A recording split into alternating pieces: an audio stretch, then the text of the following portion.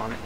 I'm Jonathan. I'm Zach, and we're Jamestown Revival. And this is Ones to Watch Live. And trying to start playing music together. We met when we were 15 years old. Yeah, 14, 15. 14, 15, yeah. Yeah, we moved around a lot when I was a kid, and when I was 14 we moved to Magnolia, Texas, and that's where I met this feller. Yeah. We wrote our first song together maybe a year after we met each other. I think we were 15 when we actually wrote our first song. We couldn't drive yet. Yeah. So we used to get together and have what we would call studio night, and we would try to write songs and we tried our hand at recording. Yeah, we bought some recording software. Yeah. And dug up my dad's old microphone from the 70s. Yeah. It was an old stage performance mic, and we hooked that up to the computer through like a headphone jack. Yeah.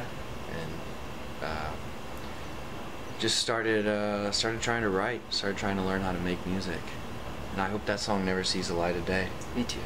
In 2011, we moved out here, and we had really only started Jamestown Revival probably 6 months prior, right, to moving out here. So it was all really fresh.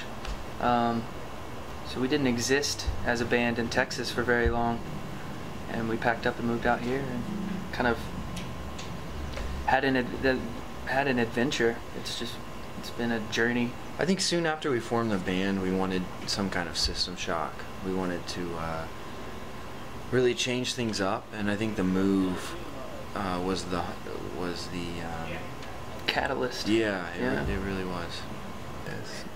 I'd like to think it's if Prince grew up in a trailer park, maybe. I don't think it would sound anything like Jamestown Revival. But it's a fun thought. Yeah, I think it's.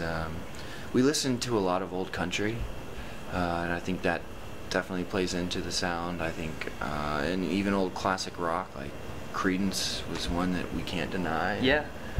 It was in Utah, just outside of Heber City. So it was pretty remote, and it's in the Wasatch Mountains, and it was nice because we basically got to live and breathe recording 24 hours a day. We didn't have to step away from it, which helped really keep you in the mindset. And then that cabin it's a part of the record sound.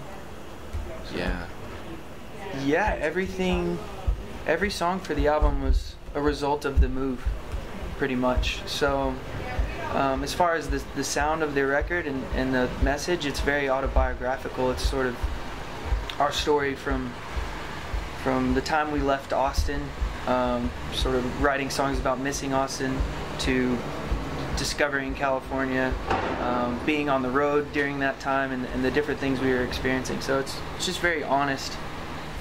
I mean, it definitely, from start to finish, chronicles the last couple years. Yeah. I think it was the very last night we finished, the sun was coming up. We were sitting outside. There was this moose that would come by with a young one. I don't know what you call it, a pup? A calf. Calf. And so we were hoping to catch it. We were outside drinking whiskey and coffee. And it was 4 or 5 in the morning. The sun was barely starting to come up, and we were sitting out there chatting. And Daniel, he sort of produced the record with us. We were listening to these birds just going nuts as the sun was coming up, and Daniel was like, and I stuck a microphone out on the porch. Yeah. And so I think you can hear. It's on the talking. song Heavy Heart. You can hear us kind of laughing and talking in the background. Yeah.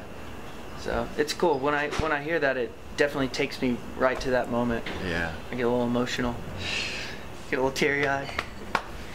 Butch Cassidy and Sundance. Who would be which character? Oh man. I think you would probably be Butch. A little bit more wily. That's fair. A little bit more unpredictable. A little bit more unpredictable, man. Just a pain in the ass all the time. Not a pain in the ass, but just a little more wily. Yeah. Yeah. I guess so. Sundance fits you. Yeah. Fits your energy. And at times I think we share different qualities from each, but I guess if we were generalizing,